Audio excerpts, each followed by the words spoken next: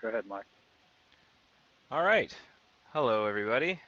My name is Mike Conley. Welcome to the first episode of The Joy of Coding, is what I'm calling it for now, where I'm going to be live hacking on some real Firefox bugs, and you can kind of watch me do what I do. So there's not much more preamble than that. I think I'm just going to get right to it. I'm going to do this for about an hour and a half and see how far we get. But I should remind you that none of this is scripted or planned. I kind of know what I want to work on today, but whether or not it's actually going to work out, I have no idea. That's kind of part of the fun. You'll get to watch me get into trouble and hopefully get out of trouble again. So we'll see how it goes. All right, so I'm going to face mute so you can see more of my screen. Hopefully you're seeing more of my screen now. Um, so let's see here. The plan is I want to look at bug 1090439. So I'm going to look at that first, and I'm going to guess, will probably take the majority of our time for this episode. But if we end up having extra time, then there are some things I should probably review today, so we could get to that. But this is the bug I'm interested in. Let's see here. This is the idea of the bug. Let's see, where is it? Where is it? Where is it? Where is it? Where is it? This one. Printing calls from the child to the parent via show progress and show print dialog should not be sync. So I will actually, that might just sound like a bunch of gibberish. Let me demonstrate the problem. So recently, relatively recently, I got printing working on in ETNS Windows, electrolysis Windows for Firefox on Linux. I'd had it working for Windows like a month or so ago, sometime before the holidays, and it's working on OS X. Linux was the last one. Patches are currently up for review, but one of the problems is that whenever the content process requests that the print dialog needs to come up, whenever it says, okay, show the print settings dialog so that the user can, choose their settings and say how they want to print something, that blocks the content process. So let me show you what I mean. So this is an ETNS window. You can tell that, hold on a second, I'm getting messages from people. It's super blurry, even with 720p setting. Apparently, you can't, apparently everything is very blurry. I apologize for the blur. Hopefully that doesn't render this episode completely useless. I'll try and pump up the font size on everything if I can, but I'll talk through what I'm doing anyways. If you have any recommendations for how I might be able to improve the resolution, drop into #live hacking and let me know, and we can work on that. Okay, so let me demonstrate the problem. If I start a print job from an ETNS window, uh, then I've got this dialog coming up. But this dialog being up is actually blocking the content process, meaning that I have another ETNS window over here using the same content process, but it is no longer reacting to any of the events. It's the content process is completely blocked.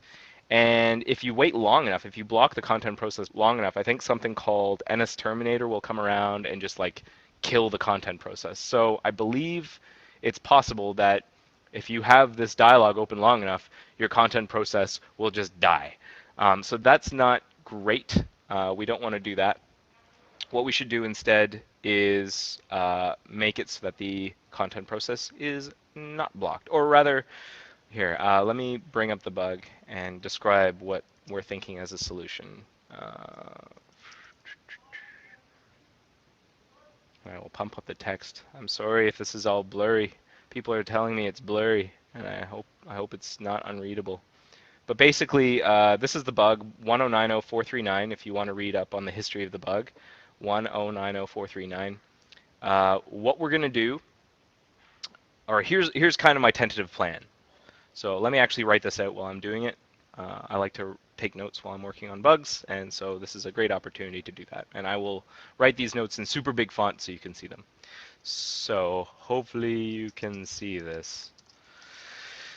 Okay, the plan of record is as such. I want to make it so that when the content process requests that the dialog be open, we want the a message to go up to the parent to actually open the dialog.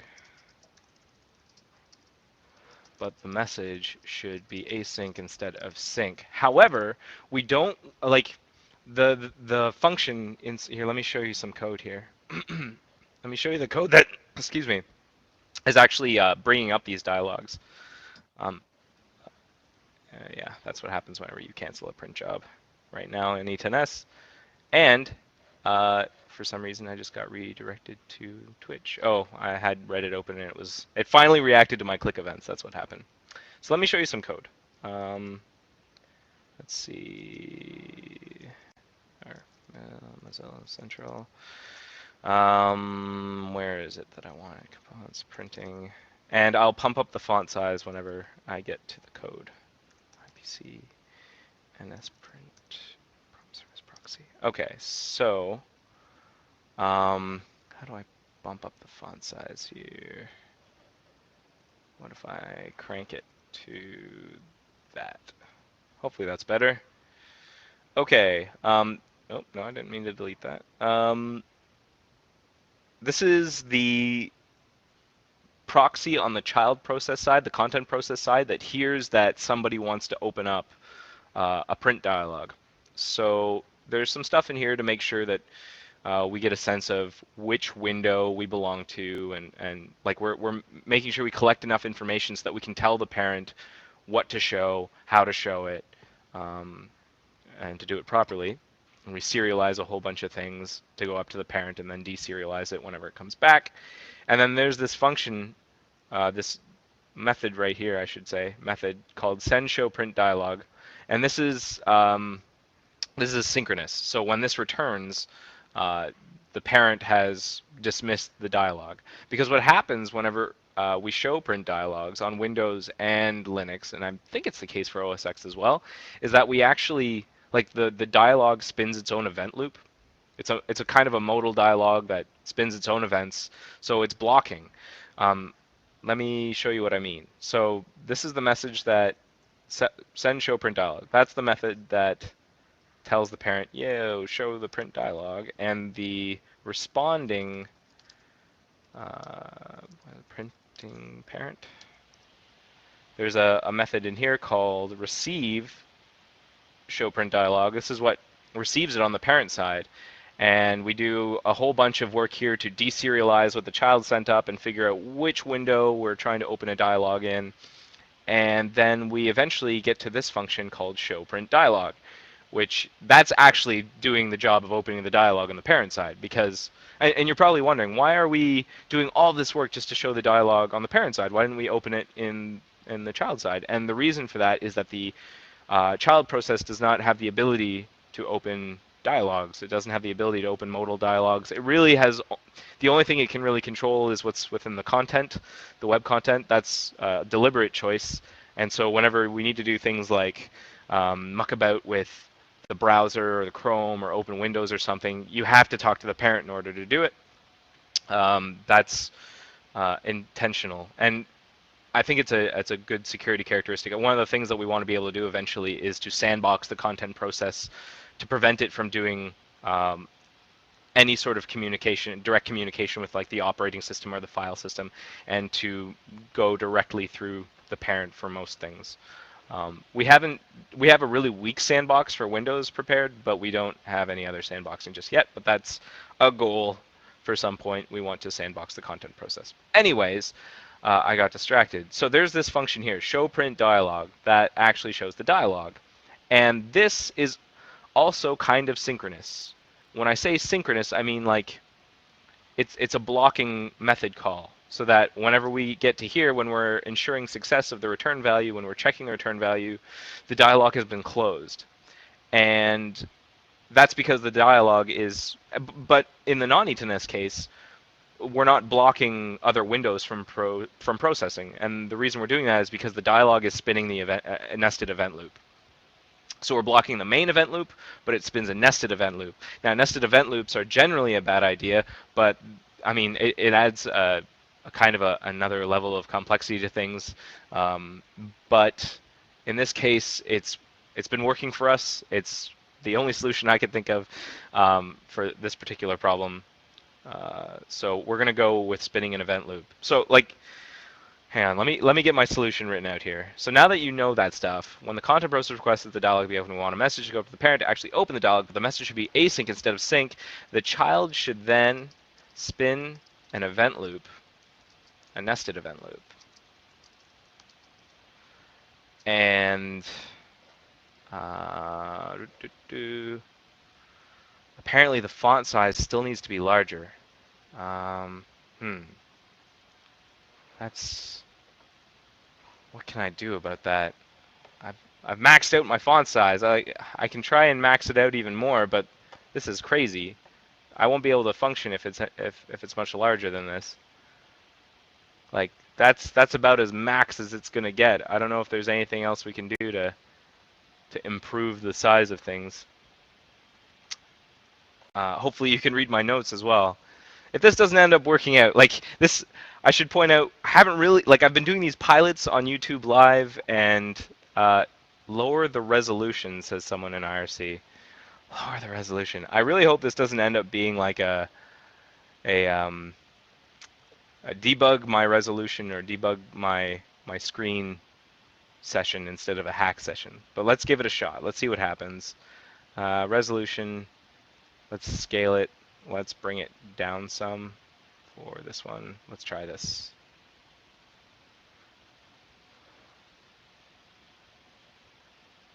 Is that better?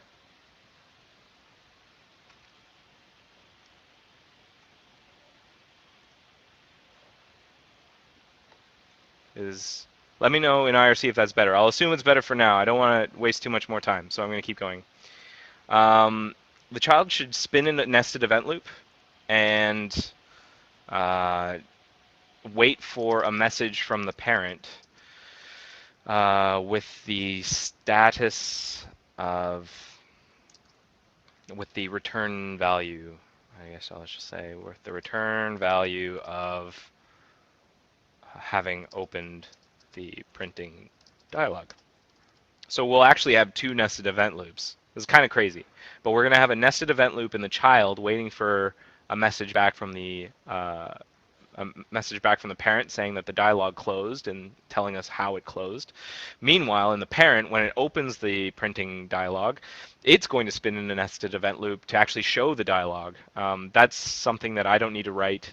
At least for the Linux version, which is the one I'm most familiar right now, we just use a GTK dialog and we tell it to run, and it blocks and spins its own little event loop, and I don't really have to worry about doing that. I have to worry about writing the spinning event loop in the child process and then waiting for that signal from the parent. So here's the game plan. Let's try this. I've just added a little checkbox. Hopefully you can see that. I like to have these like little checkboxes in my Evernote so that I know how I'm progressing and I can clear things out. I like stroking things off as I proceed. So let's write some plan down. The first thing I want to do is make the call to, what was it? Oh, it's so hard to read. I'll bet it's harder for you folks to read who are watching. I'm sorry about that. To show print dialog, make the call to send show print dialog be async instead of sync. So that's a matter of altering the printing IPDL. That's going to break a whole bunch of stuff. And that's also going to take a little while to, like that might be a little bit of a challenge to kind of rejig things to be like change some of the like method definitions and whatnot, declarations. But we'll see. We're going to alter that, and then we are going to, what's the next step? After the, here, my font size shrunk again. After, come on, pull it together, Evernote. 48 font. After the message goes to the parent to open the dialog, spin an event loop. A nested event loop. There are a couple of examples of us spinning nested event loops in parts of Gecko. I'll just find one and kind of use that as a template. I think it should be pretty straightforward. The next step after that is we need to wait for a message from the parent. Like, I haven't actually tested whether or not this is going to work, but I'm pretty sure that because we're spinning a nested event loop, we'll still service messages from the parent. So like messages that come in to say, hey, you're actually no, that will totally work. That should work. The whole idea of a nested event loop is to allow messages to come in from the parent. So we're good. But what we need to do is make it so we need to add a message listener, probably an async one. I think it has to be because it's coming from the parent. Add an async message message method call, whatever you want to call it, from the parent to signal when the dialog has been closed and pass the status, the return value, I should say, return value. And then what we'll do is we'll stash it.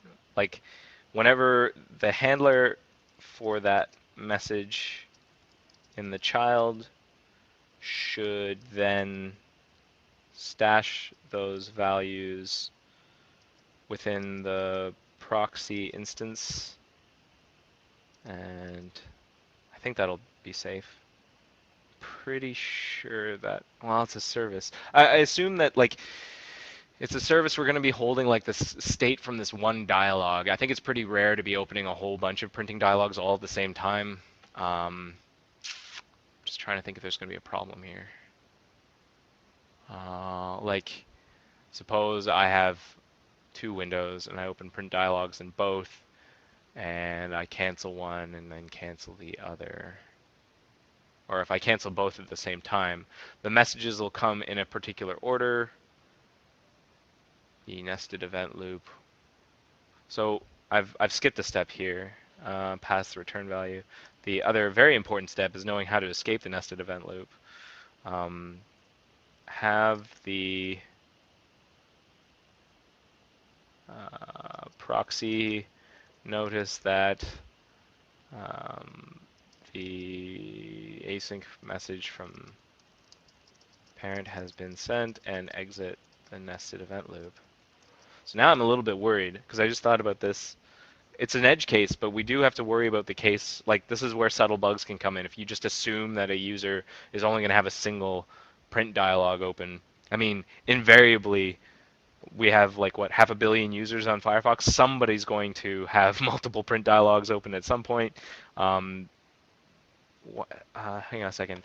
Nick in Live Hacking says, "Hi everybody, sorry, just joined the live stream. Why is the video resolution so low? Even at HD max on the video settings out on my side." I don't know. I wish this were looking better for you people. I'll try lowering my resolution yet again. I'll bring it down one more notch. I don't know if there's anything else I can do on my end. Let me just try one or two more things. Hold on to try and I've pumped up the font so much it's becoming kind of unusable. Maybe there's something in my settings to video best quality. I'm sending the best quality, best resolution. I'll try best resolution. Okay, so hopefully this is better. Hopefully you can see this. Hopefully you can see this. I don't think there. Okay, Zimio says it's better. Great. Glad to hear it. So maybe I can actually take this opportunity to shrink some of this font down then, because it's kind of ridiculous and it's difficult for me to read my words like that. And I need to be able to read my plan.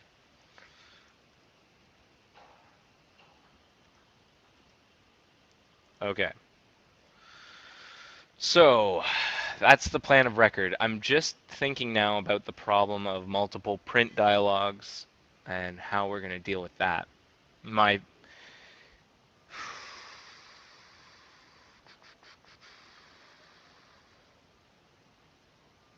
What will happen? So let me think through what happens, because we're in a nested event loop.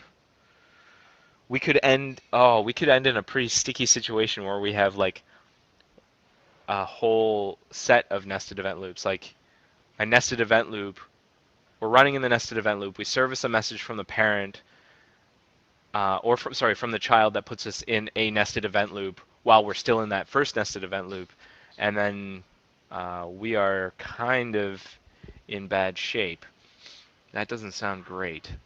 Um, let's take a look at what we currently do, because again, this font size is ridiculous. I'm going to bring it down. Hopefully now, because my resolution is so much higher, I can do this without too much fuss. That's still too high.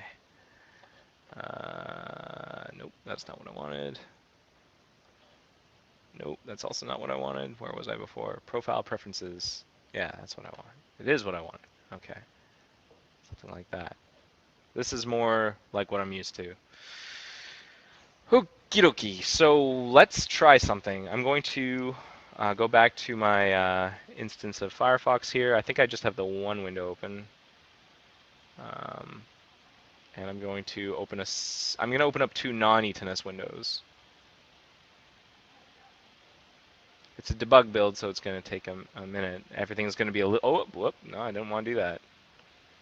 Didn't want to resize my VM. I want to resize the window. Come on, Grippy. Where's the Grippy? I need my Grippy. I need my Grippy. Where? Come on. Let me grip. Thank you. So I want one, and then I want the other.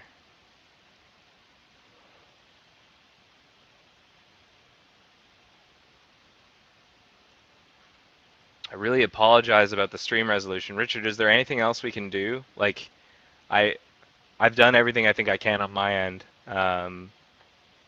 Is there a setting I can do in video that I haven't thought of to help improve the resolution? Let me play with it a little bit from this end, and anyone who's on the stream, if it stalls, just do a page refresh and that'll pick it up, because I may have to interrupt it to get some of these changes to take. In any event, the recording that we're making is higher resolution, and so when we post the recording, it should improve. All right. Thanks, Richard. Richard Milewski, everybody. That guy's awesome. Okay, so what I wanted to test was what happens whenever we have multiple print dialogues, open in non-Eternus. Like, do we allow that? It looks like we do. So this is running a nested event loop. This is also running a nested event loop. And we seem to be okay with that. It's just a matter, maybe it's just a matter of remembering some unique characteristic. Like, what I'm worried about is accidentally, in this case of having multiple windows being opened, having the return values from the window be confused between two different instances of the dialogues being open. It's something a little something I'm worried about. I don't actually know whether or not it's worth worrying about, but it is something that my spider senses are tingling. So maybe we should think about that for a little bit. But let me finish writing out what I was writing here. The handler for that message in the child should then stash those values within the proxy instance, and when the event loop exits, these values should be returned to the original caller. Right, because there is somebody on the child side that said, show me the print dialog, and that's the consumer, that's the caller that we need to be sending this information to that we've gathered from the parent process at the end. So I'm going to kind of stew on this whole handling the multiple dialogue window case. In the meantime, I can definitely do this first bit. So let's do that right now. I'm going to close this debug build. Zimio says it looks great. So Richard, whatever you're doing, it's working. So thank you. So what do I want to do here? I want to alter be components printing IPC, P printing IPDL.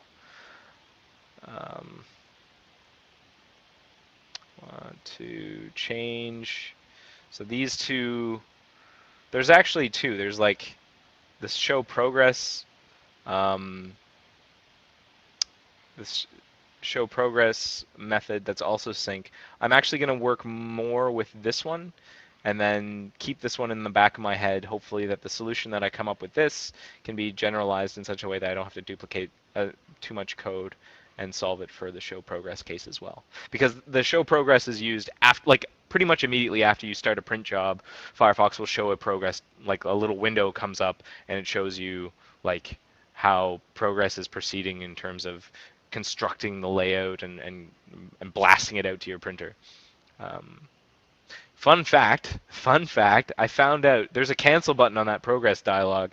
That cancel button straight up does not work. It has not worked in years, apparently, and there's a bug on that. But if you ever start a print job in Firefox and like cancel it, it's not going to cancel. That's like if you cancel it in the progress dialog, I should say. That's a surprising result. I filed a bug on it. I will hopefully fix it soon once I am done with this stuff. Okay, so let's make show print dialog async. That's easy. I can do that. Actually, I think it might be that easy. I think it changes like. No, I think it might just be that easy. Show print dialog. Yeah. Let's see how much. Ooh, and I. Oh yeah. So this was something I was hitting before. If you're worried about this crash I was hitting, this is what I was wrestling with last week. This crash is actually an assertion failure because of something that's going on in Cairo, and this is something that I will see every time I shut down my debug build after having opened the printing dialog, and that's just the way it's been since like Firefox 4. Or maybe even longer. Although someone says, I don't remember who said it in the bug I filed about it, but it might be that I just have an out-of-date version of Cairo. The Cairo library is on my system, or maybe it's a too new version of the Cairo libraries. Basically, it's not a big deal. So don't worry about the fact that I'm crashing whenever I shut down. Try and ignore that.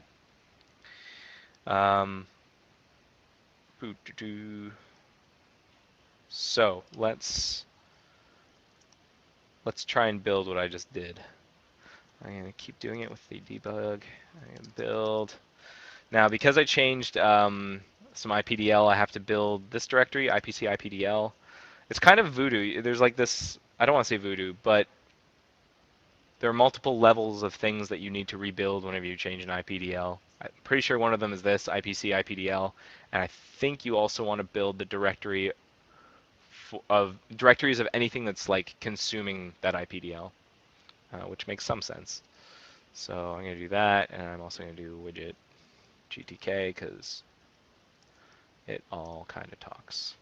So while that's building, let's think about this. So that is in progress. Spinning in a nested event loop. Let's actually get, that's another easy thing we can do right away. I'm going to reset my, my font size there, and let's find nested event loops. I'm pretty sure I've seen this before. Where did I see it? I think I saw it in like NSZool window.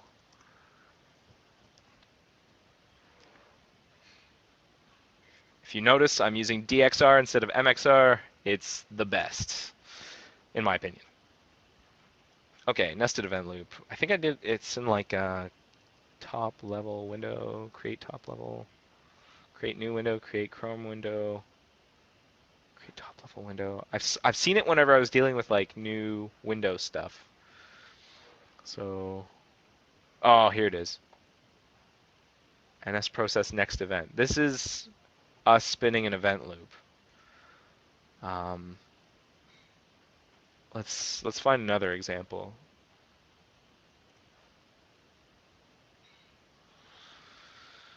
An NS global window.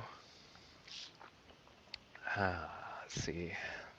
Yeah, NS process next event. That's all we call.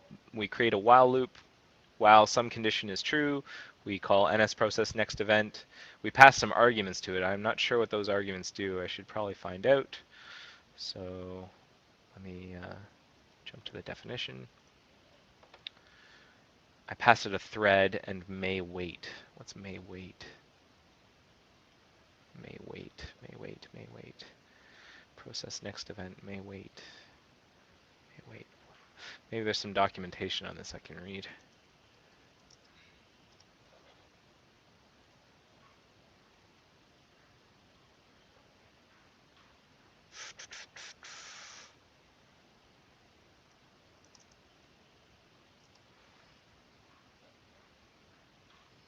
Hey, Enfreud. No, that's just a stack. That's unrelated.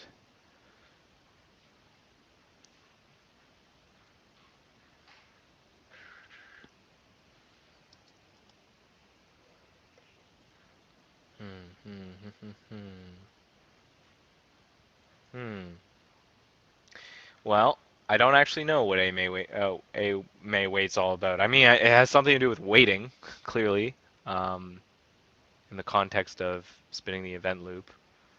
But I don't actually know whether may wait. Curious. I need to know this stuff. I need to know. I need to know. Okay. Process next event. Where is that defined? Process next event.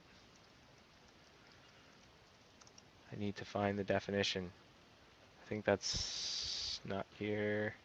It's on a thread? Is that what? It's on a thread. Process next event is a method on a thread. A thread is an NSI thread. So process next event. Here we go. Here we go. A Boolean parameter that if true indicates that the method may block the calling thread to wait for a pending event. Right. Process the next event. If there are no pending events, then this method may wait, depending on the value of the may wait parameter, until an event is dispatched to this thread. This method is reentrant, but may only be called if this thread is the current thread. Reentrant. So maybe my nested event loops aren't so bad. A Boolean parameter that if true indicates that the method may block the calling thread to wait for a pending event. Oh, I understand. I guess it doesn't really matter if we're in a while loop, because we're just going to keep calling this thing. And I don't think it matters if... What do other people do? NS, what was it? NS process next event. What do other people tend to do? They say true. Some people don't even pass a thing. Some people say false. Jeez.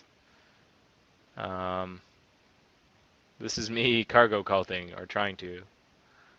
How do people do this? Some people don't pass anything. Maybe that's something that can be addressed in code review. I'll take a note. To do. Find out if when I spin the event loop with NS process next event, whether or not we want to pass true or false for a may wait. Okay. So we don't forget. What's next? What's next? So now we know how to do that. Has this finished building? Ah, it freaked out. So asynchronous message declares return values. Right, so I screwed up. I screwed up, people. That's what this is all about. Showing you how I screw up. So this async method cannot return stuff. That is not what we want to be able to, like, it doesn't make any sense. An async message doesn't get a return value. It doesn't get any information from the parent right away. So we need to chop this stuff out. The modified settings, though, that's like what we want to get back once the dialog closes on the parent. So like there will be a way to contact the child to say like, look, I don't know what I'll call it. Um, I don't know. Naming hard, especially in public. Uh, uh, get print settings. It's pretty bad. Nope, that's not the right clipboard. That's the one. Okay, I'll put that there for now, just to remind myself, but I will comment it out. And then this thing is no longer returning values. That's going to break other things, like the bits of code where we say deal with the stuff that that message returned. But we will get there. We will get there. I really hope the quality has improved for people. I apologize if you've been like looking forward to this and it's just a blurry mess and maybe a robot voice. Hopefully not. Worst case scenario, just come back and watch the recorded stream. When this is all done, you'll get like a perfectly HD perfectly HD stream. Everything will be hunky-dory. So worst case scenario, come back later when the stream has been uploaded as a recorded video. Okay, so while we're waiting for that to build and fail, because I'm certain this is going to fail, pretty certain, I'm highly certain. These are warnings that we ignore. I have a feeling it's going to fail probably in the linking stage. Anywho, so that's actually kind of done. But now we need to alter.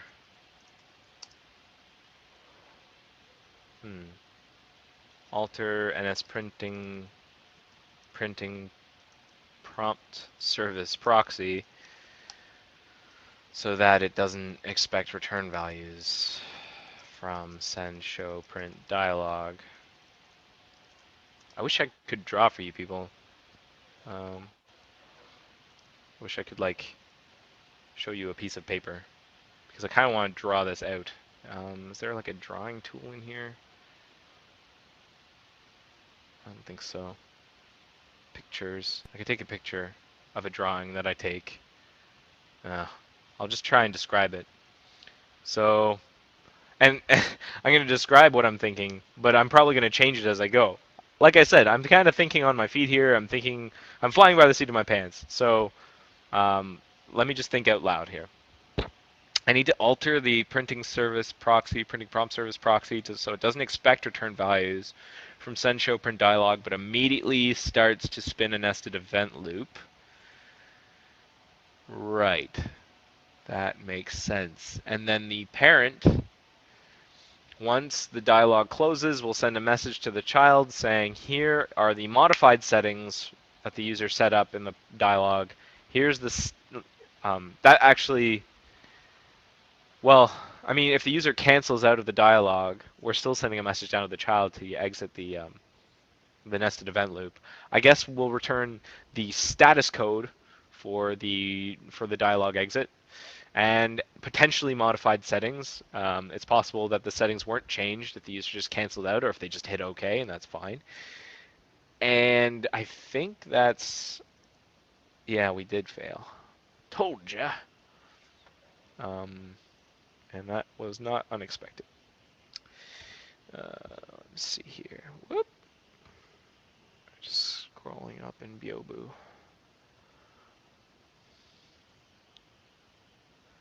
So it can't. It's complaining because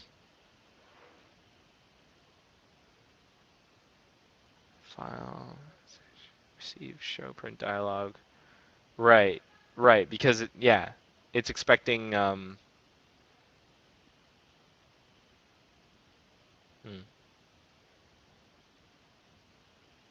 Was hidden. Warning, virtual bool was hidden. That's just a warning. But that's probably related. Where's the error? Error can't allocate an object of abstract type. Printing parent because yeah, there's something I haven't. implemented one of the functions properly. I've changed the function signature, and it exists inside the the headers and stuff that the IPC library spits out, but I haven't implemented it properly. But I will get there. I will get there. So I'll return to that in a second. But I didn't want to lose my train of thought here. So what I want to find out was what's the information that we send back? The modified settings success. I think in this case we care about the status code. We're kind of in danger here if the no, now that I think about it, no, if the parent dies, we're spinning a nested event loop. The main thread is not blocked.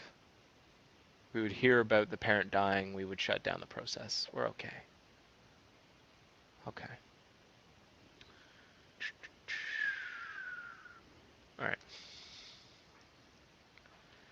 So let's alter the code so that it doesn't expect values.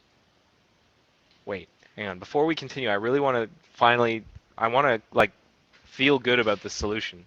My worry is that a printing dialog on the parent side closes, we send a message down to the child, which stashes it into the printing service proxy. Proxy services the message to receive the message, to receive those settings. It stashes it inside the proxy, and then immediately sends those values to the caller. If two windows were open at the same time, what would happen? If two windows say closed at the same time, the user has somehow magically hit OK on both windows. It's not going to happen at exactly the same time, but very close together. What will happen? I don't think there's a race here. Or is there a race here? I'm trying to find a race, people. My gut says that there might be a race here. Feels racy. The dialog will close. Dialog A will close. Dialog B will close. Dialog A, because it's whichever one is on the... Well, that's interesting. Nested event loop. Whichever one closes first will be the one to send the message to the child. Messages are sent in order. So the second dialog closes, another message comes in saying I'm done. The double nested event loops, whichever one receives, the nested event loop, the first one, oh God, think about it, think. Whichever one receives the message first, it's the same. The problem is that it's the same proxy. The NS printing prompt service proxy, it's a service. There's only one of them for the entire child process. Whereas there are, I mean, it's reentrant. You might enter the that show print dialog thing a bunch of times without it having exited, because you have a whole bunch of people spinning the event loop. So you kind of have turtles all the way down with nested event loops. I'm just trying to think here. You service a message saying I've got a result. That loop, which loop? Which loop will you? The deepest loop is the one that will service the message. Is that true? Oh boy. I guess I just have to build it and find out. I'm worried about stuff that might not actually be a problem. I'm trying to simulate it in my brain, and I'm having a really hard time. Multiple nested event loops are causing my brain to melt. So let's just try building it, and screw it. Let's see what happens. But I'm gonna take a note down. I'm gonna take a note to make sure and investigate potentiality for race conditions with multiple dialog windows closing, multiple nested event loops and settings being dispatched to the wrong caller.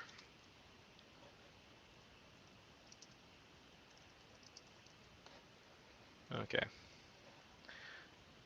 Note taken. So we will get there. Let's go back to what we were doing before. Why is this not building? That was the problem. So I have a couple of ways of I have a couple of ways of solving this. Clearly, I'm not implementing something properly. I've changed the signature by changing from sync to async. I don't exactly remember what that means in terms of the names of methods, but I'm playing pretty fast and loose with methods and functions. I guess that's me being kind of half a JavaScript developer and half a C++ developer now. Okay, let's look in here.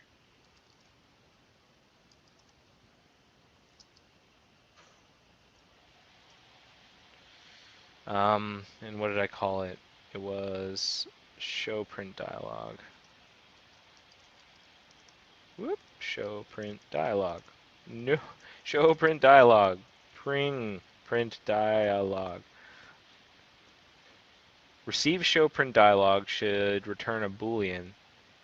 And what are we doing? We are components printing UI IPC printing parent.h.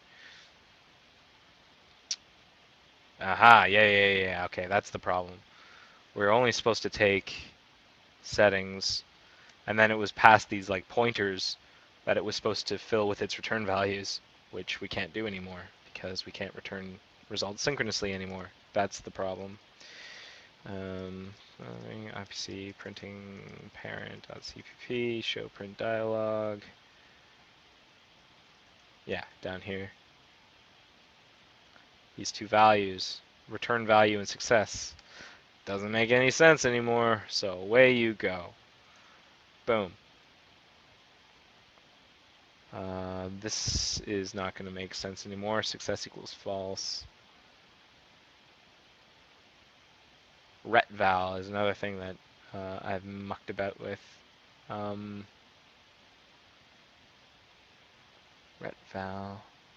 Let's just get rid of these for now. And say like this is the child has been spinning an event loop while waiting to hear back, to hear results, to hear about. We return the results with an async message, which frees the child process from its nested event loop. I like to add that kind of documentation more for myself as I'm working on something. I might chuck it out before I finally put up a patch, but that helps me figure out where things are and what's going to happen. So that might build now.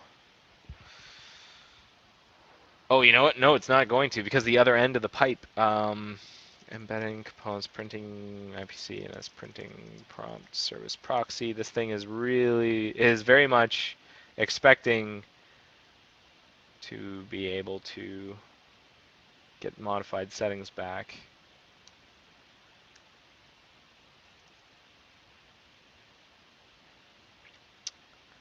So for now, so now the waiting game. The parent process should be showing the printing dialog soon. In the meantime, we need to spin a nested event loop while we wait for the results of the dialog to be returned to us. So that's where we'll spin it. And then we'll get like the success and modified setting stuff back from that message. But for now, let's just have success. This will be false by default. We'll just have a return failure. NSR failure. So I think this will build. It's not going to work, but it's going to build. There is a difference between compiling and working. Like if it compiles, oh, it's uninitialized. Yeah, I think it defaults to false. Don't worry about it. I just want to make sure that I'm on the right track here. I want to, like, the very first step is making sure it builds, in my mind. And then I work on correctness. But just getting it so that I can test the correctness, I mean, that seems obvious. It is obvious. Okay. While that's doing its thing, alter so it doesn't expect return values. Okay. Spinning a nested event loop. So what does that look like? I found some example code. We were looking at it earlier. It looks like this. Like, wow, something. Then you do ns process next event, and then you pass it. This fellow is passing null. Wonder what that means. What does that mean? Oh, beach balled. If not thread, use the current thread. Oh, that makes sense.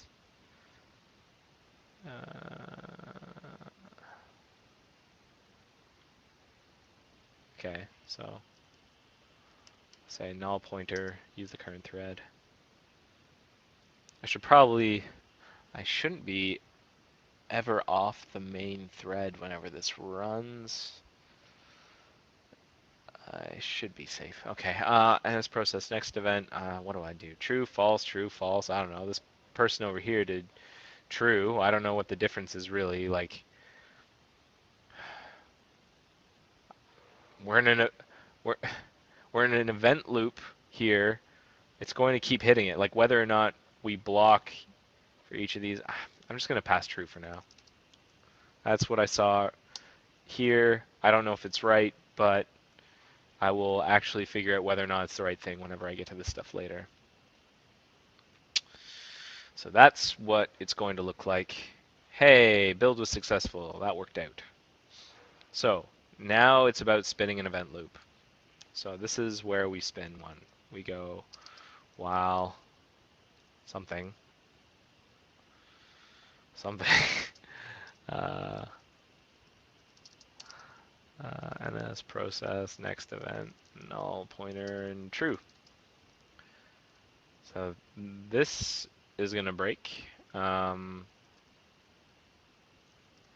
Let's just do an experiment.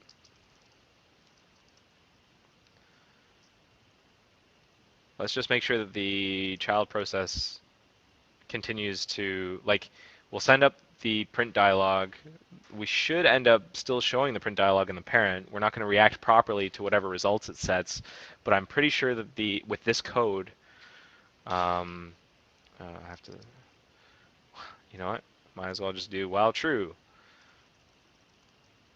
I'm pretty sure that the content process will continue to like allow me to scroll in separate windows and stuff with this code.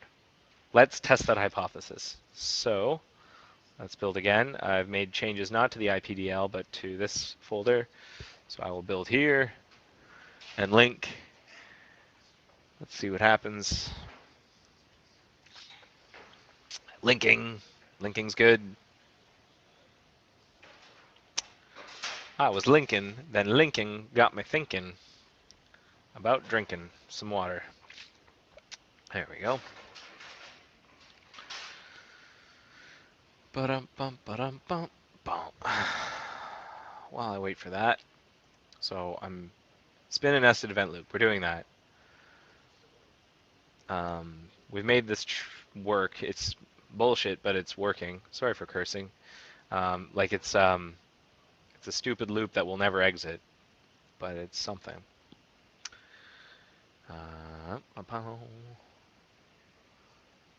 We have to add an async message from the parent to signal when the dialog has been closed and then pass the return value. So we're going to be adding something new to the IPDL that I'd said before.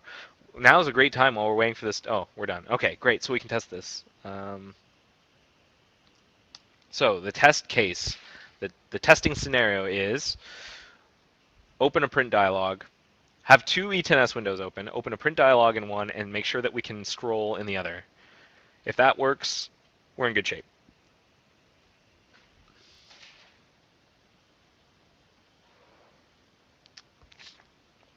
Again, it's going to take a couple of seconds for the browser to start up because it's a debug build. So, second E10S window coming right up. I'll go to Reddit. This is an opportunity for me to plug a subreddit on Reddit called Watch People Code. This is where you can find a whole bunch of streams of people free, like live streaming. You don't have to be a Reddit user. You don't have to create an account, but there's some useful links to streams that are going on if you're interested in this stuff. And I'm guessing you are if you're watching me code. You're interested in this stuff. So that will be my test case for scrolling. And I'm going to open a print dialog over here. So print and hey, good. So we're doing the right thing. We are doing the right thing. That's good. Huh. Actually worked out way better than I thought it would. Print settings. Supreme parent. Failed. Answer success for all. So failed. Because the child is still spinning the event loop. That's what's happening. Come on, show both windows. So the child is stuck in its event loop. I could do this like a bunch of times, and I'll have this like, huh. Maybe. Oh, you know what? It might not be possible. Why would we be showing this? That's curious. Why would we be showing this? Printer error. Some printing functionality is not currently available. Okay, I'm curious. Let's find out. So whenever you get an error message in Gecko and you don't know like where it came from or why, what I tend to do is I look for the string. The string somewhere. I use dxr to look for the string per p error not available. That's the key for the string. Let's find out where that's used. Okay, so I think I've seen this before though. It's not. I'm not actually seeing it being used. I'm seeing the definition, but it's very mysterious. Why am I not seeing? It being actually used in a dialogue? And I have a feeling it's because we do like some macros and shortcuts and stuff. As print engine.cpp, is that error? Yeah. Macro right here. Entity for error, label. So what was it? P error not available. P error not available. Entity for error not available. Entity for error not available. So we must have gotten not available. And who fires that? Entity for error not available. NS error not available. That's what we fired. NS error not available. Bull. Not available. So not too many results. Let's look under printing. Nope. Let's look under widget. Nope. Huh. All right. Well, time to use the debugger. Because I'm really curious. I don't know why we're showing this dialog. I know we're still spinning that nested event loop. That might have something to do with it. But I will quit.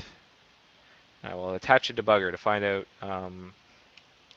why we're...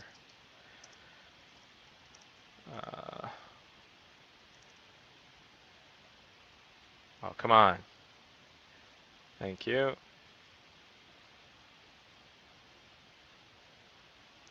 Go down. All right, I'm going to control C you in like 5 seconds. 4, 3, 2, 1.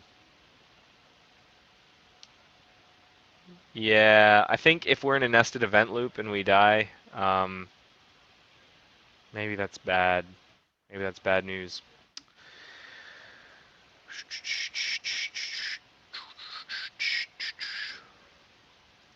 Okay, so let's run it again. This time I'm going to use GDB to figure out how we got to that error message, because I'm curious. We have a mystery, and I'm curious to know. So, current mystery. Why did we show? From where did we fire? As error not available when attempting to print again after having entered the nested event loop in the child. That's the mystery. All right.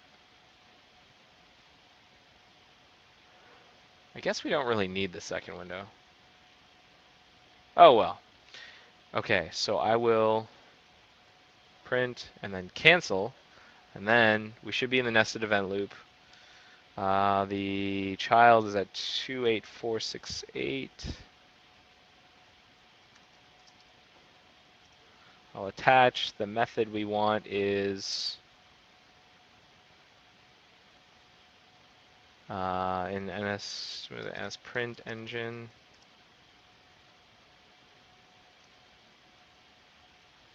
Show print error dialog.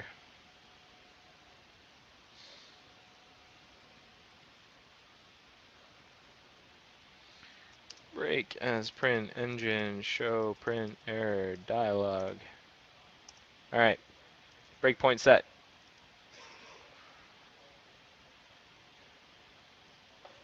Boom. Why?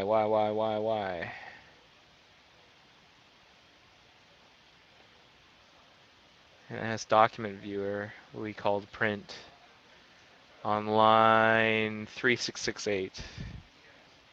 And that's document viewer. Where is that? Where is NS document viewer?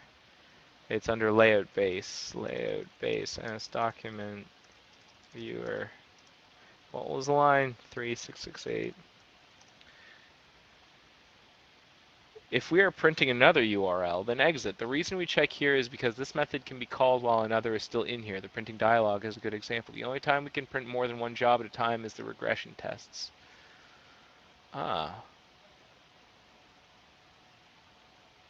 So if we attempt to initiate a print job,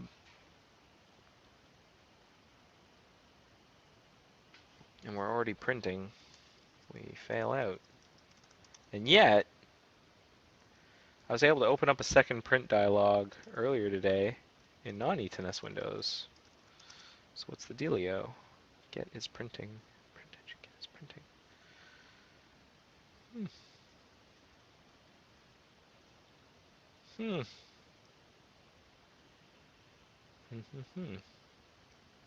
So let's write that down. The error is coming from NS print engine. Oh, no, not NS print engine. NS document viewer. Print. I'll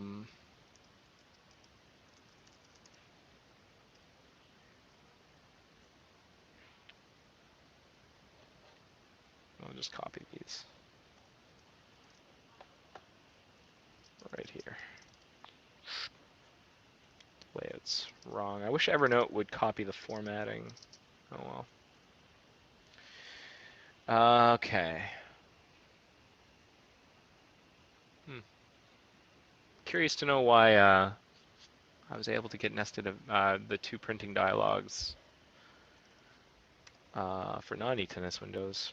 So, a thing to investigate. How come we can get two print dialogues in two windows going up in non-ETNS,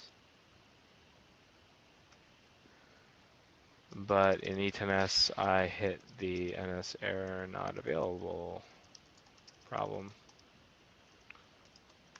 Okay, we'll defer that for later. Let's not get distracted. We have 20. I think I'm going to keep streaming for another 25 minutes or so.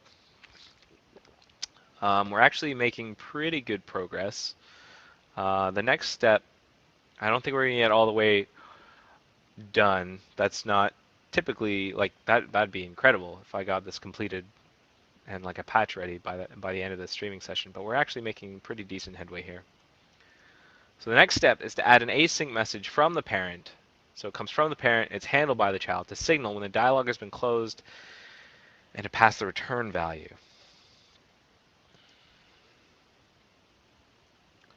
And that we'll check for that stuff in here. So let's see. This is going to like send something. I don't know what it's going to send.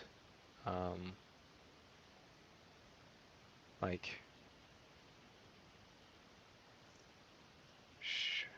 Mozilla unused, like send chosen print settings. Chosen one. Send chosen print settings. Send print dialog result. There. Results.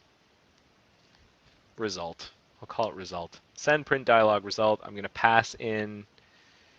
Well, what was I doing before? I was returning val and success. So I'm going to send the result and the serialized to print data, print options. We show the print dialog. Okay, so here, oh, okay. NS result, like dialog result equals show print dialog. We don't want to ensure success here, but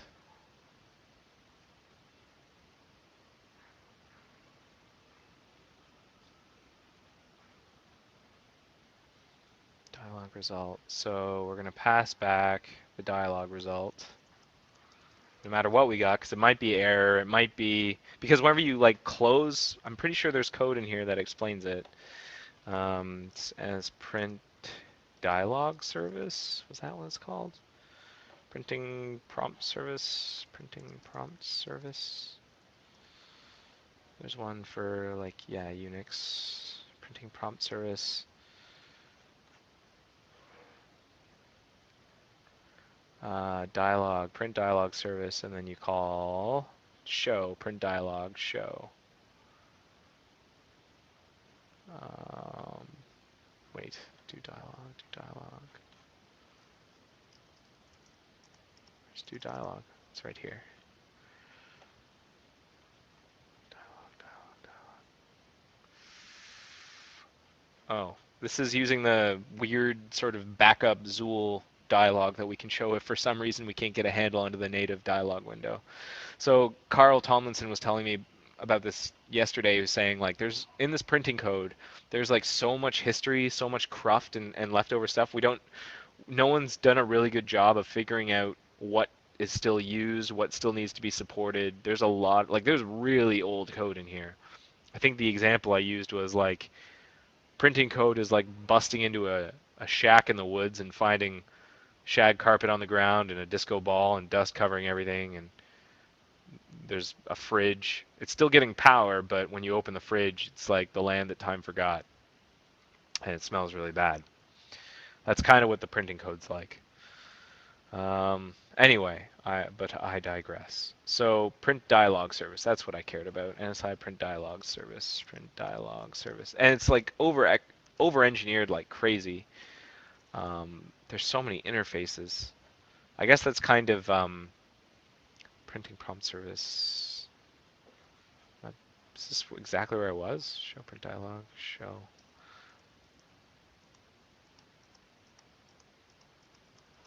What implements this show? Jump to definition, show. I print dialog service, show, print dialog. Anyway, this is what I want to show you. NS error abort if the user indicated not to proceed. So like we return we only return NSOK if the user hit OK and chose some things. We actually return something that does not qualify as NS succeeded if the user like canceled out or hit X on the window or something on the print settings dialog. So we have to account for that case here.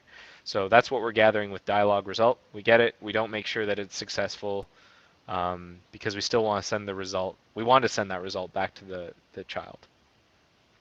And so we say send print dialog result, and then we'll pass the result as well.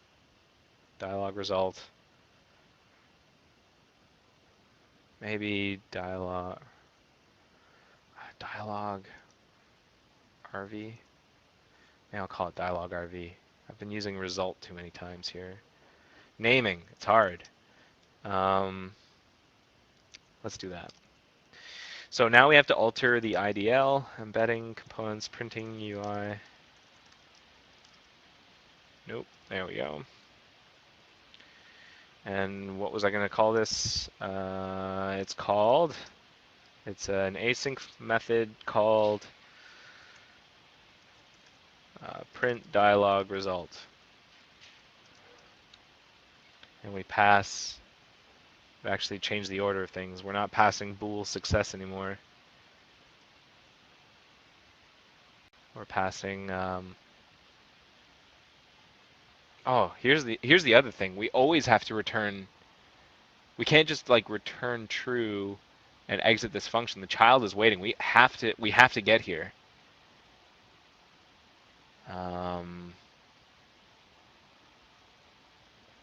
So we can't do our old trick of returning true in case something goes horribly wrong. We have to return a result to the child.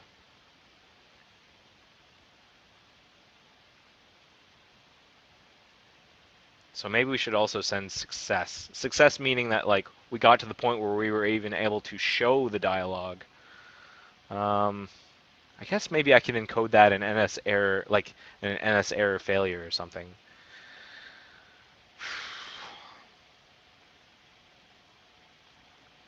How to structure this?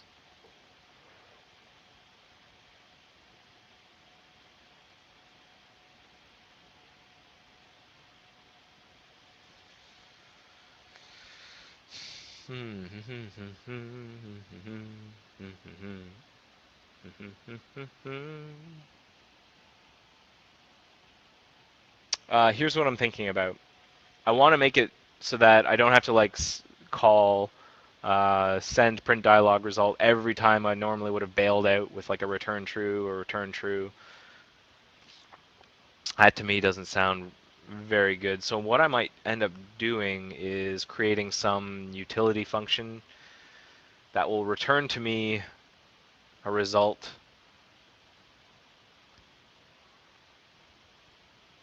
that I can pack, like a dialog RV that I can use, and a result that I can pack away. Does that make sense? Does that make sense? Yeah, it makes sense. I think it makes sense. So let's create a helper function, printing parent, show print dialog, and it will take the p browser parent, and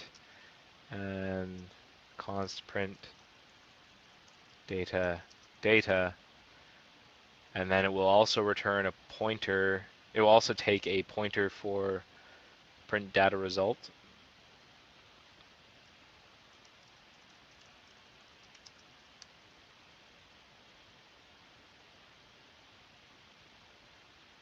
Misspelled printing. I think that'll work. You have to define it. But like, I think what I'll end up doing is calling like show print dialog parent data, and I'll have like a print data result as result dialog RV equals. I think that'll work. And then, no matter what, if any of this screws up, we call this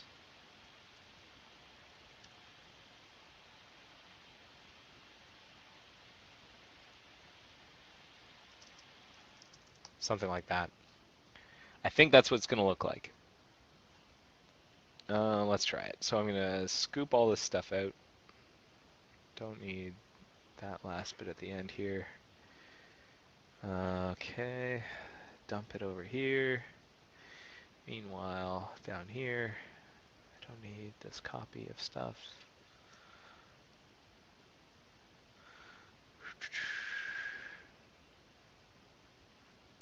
Show print dialog. So, do we have everything we need?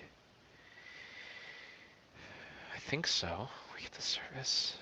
Return. I need to, like, if not NS error failure, so I have to return NS errors here instead. Ensure success.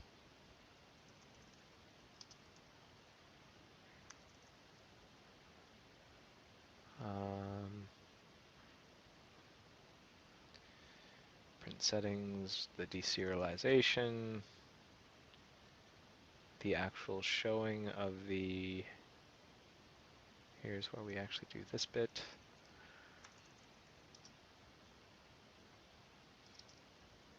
Here we don't actually have to ensure success because, like I said before, it might be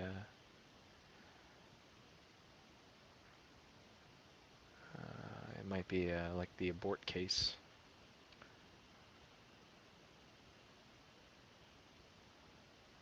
So pass in the results,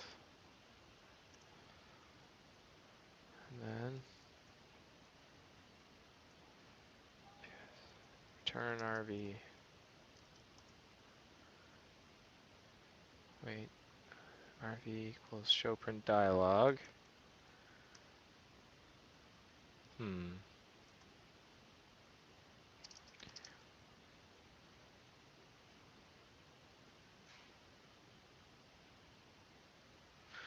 So if RV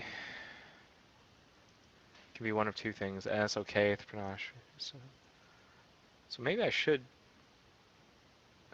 ensure success. I should do that. We'll return the abort, and we won't try and serialize back. And that's probably okay. I think that's probably okay. That's a guess, but I think it might be okay.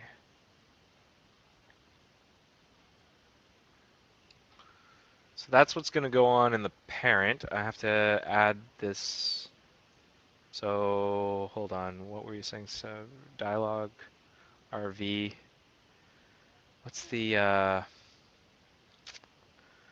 people putting return values inside IPDL? As result. Yes, they are. As result is a thing we can pass back. Great. As result RV.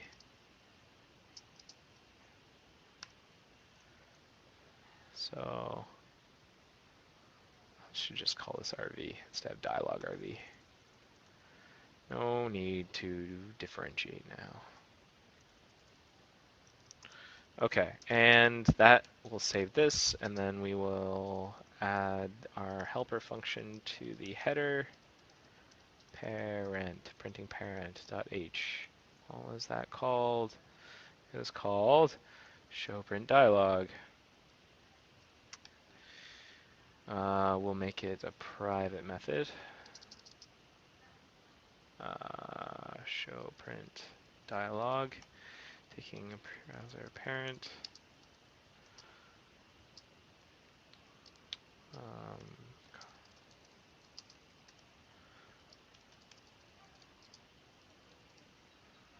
Okay. Let's see if that compiles. Because compiling is half the battle. Quit. I'll bet this isn't going to quit cleanly again. Because it's inside that crazy nested event loop. I might just have to kill it. die. All right, here we go. Build. So it's 2:20. I've got about 10 minutes to go. There's no way I'm... problems, problems, problems. Now what? There's no way I'm going to get all this done. If you are interested in continuing to monitor my progress on this particular bug, I'm going to actually drop a comment into this video to a live...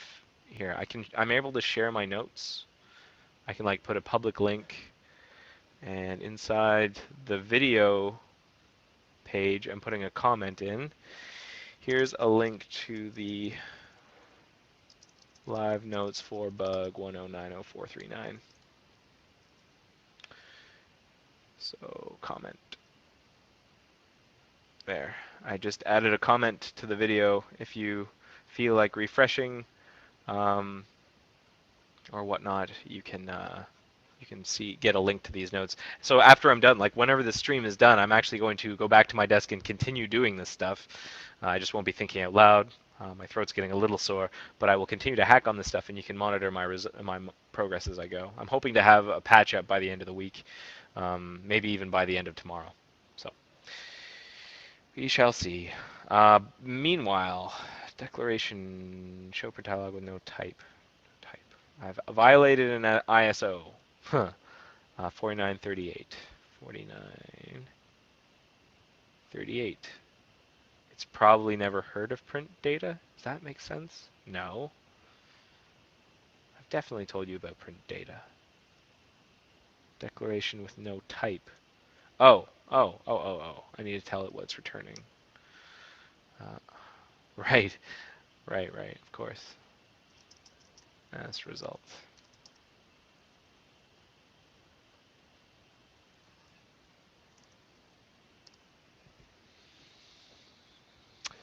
Build. Still doesn't like it. Spits it out. But fewer errors. That's good. Send print dialog result was not declared in the scope. Okay, so that's good. It's freaking out because it doesn't recognize this thing. And that's not unexpected because I didn't rebuild those other directories, these things.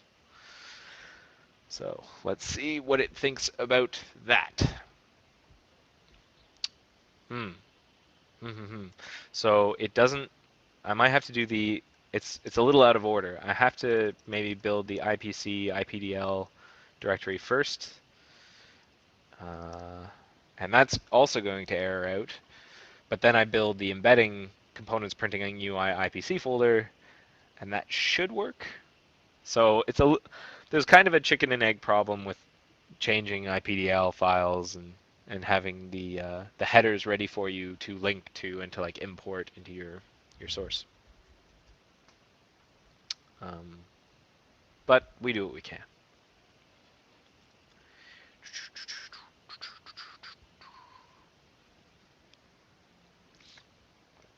I'm calling this series The Joy of Coding because of Bob Ross. I don't know if you are familiar with Bob Ross, wherever you're tuning in from. If you don't know who he is, I recommend you check it out if you're interested in oil painting. He's quite good at it, or he was, the late Bob Ross. He was quite good at it. Hey, we're linking. That's surprising. I didn't think we'd get that far.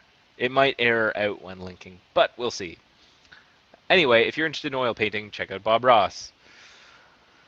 He's got a very soothing voice, and he says things like, I'm going to paint a happy tree here in the corner. Happy trees. Oh, I'll just put a little cloud up here. Is a happy little cloud. I aspire to be as calm and cool as Bob Ross, so maybe I'll get there. Another thing to mention while I'm waiting for this to build is if you're interested in this live coding stuff, I linked to it. I pointed it out before, but there's this like subreddit on Reddit called Watch People Code, where you can watch a whole bunch of people coding stuff. People building games, doing stuff with HTML. That's great. HTML5 stuff. This person is doing stuff with Flask.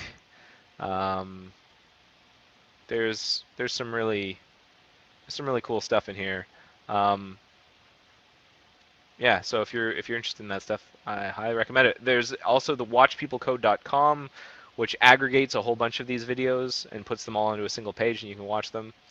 It's pretty cool. Ha! It didn't link properly. That was expected. So now I will build again, and I think it'll be more. Oh, you know what? It might not like the fact that there's no one on the child side to respond to that message that I'm sending. That might be a problem. Components, printing, IPC, and it's printing, prompt, service, proxy. So this is who listens on the child side. I'll put it right after show print dialog, which is this one.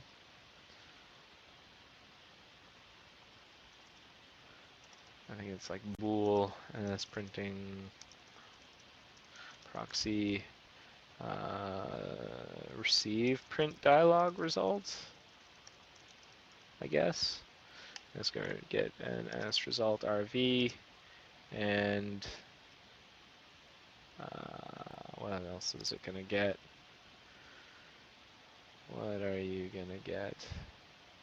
Const print data, I think something like that. That's not formatted very nicely, but that's because, was that how many characters? Yeah, I'm way outside the lines here, but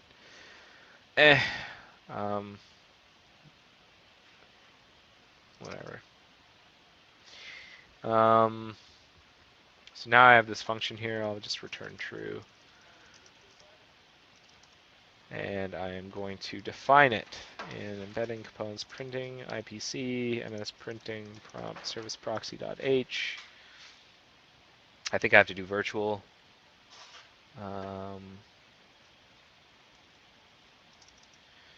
Virtual bool. And we call it receive print dialog result as result rv const print data. Oh, got further than I thought with the linking over here. I have a feeling it's still gonna flip out because there's no way it's going to accept the fact that there's nothing on the child side to receive that message. I would be very surprised if it accepted those conditions.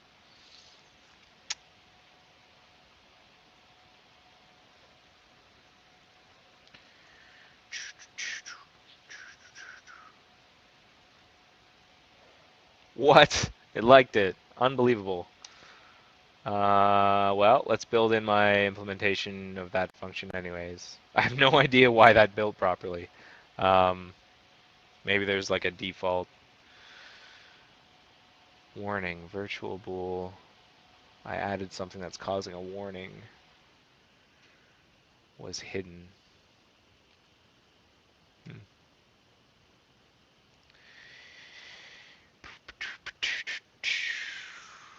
Actually, what I should do, you know what? As a final test, what I will do is I will make this I'll do something really kind of no, you know what? It's fine. I won't change the code. I will attach a debugger to this method. I will make sure that this receives the message even though we're spinning the nested event loop, and then I think we're in pretty good shape. And then I'm gonna call it on this stream. Oh, I know why I had to kill it before. Yeah, it's because I still have the debugger attached.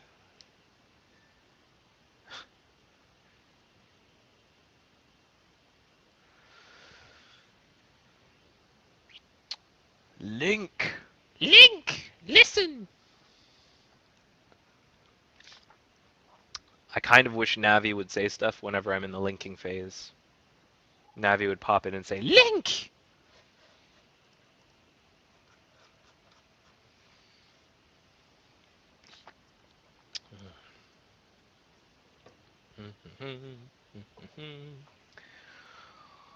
Almost done. Uh, Before this may or may not work. I don't want to. I'm not. Even if this doesn't work, if I attach the debugger, I don't hit the breakpoint, and it all kind of falls apart.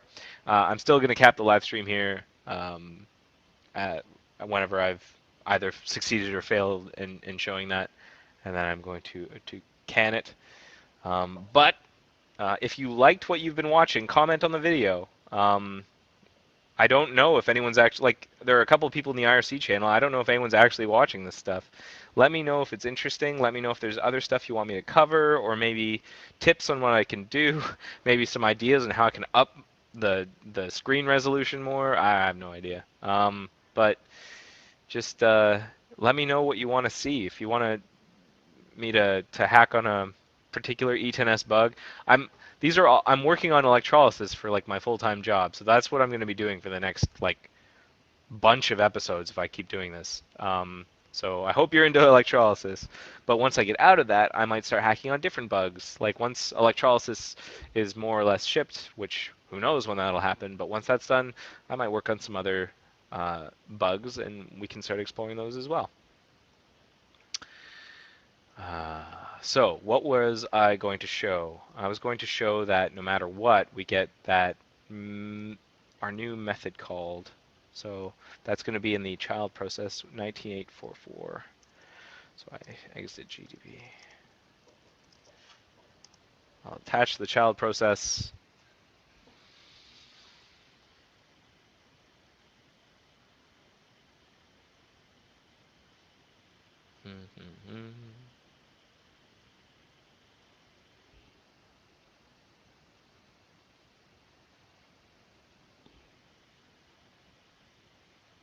Okay. So I will attach to as printing prompt service proxy. What was it called? Receive print dialog result. What? Oh, sorry, not attach. I meant to break there. Don't attach there. It doesn't like that slash. Of course, I fat fingered the backslash. So there we go. So the test is, whenever I hit print, no matter what, like if I cancel out of here, do I hit my breakpoint?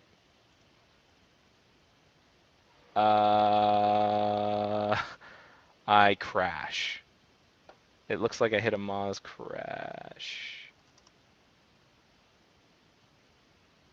Probably because I returned false or something. Well, that's a mystery that I'm going to have to solve another time.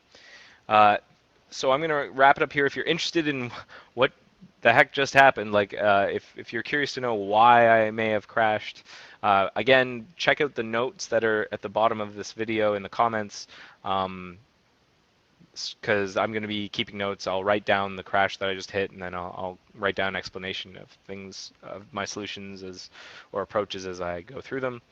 I'm going to cap it off here. Thank you so much, Richard Miliuski, for basically running the show here and helping me out with the screen resolution stuff.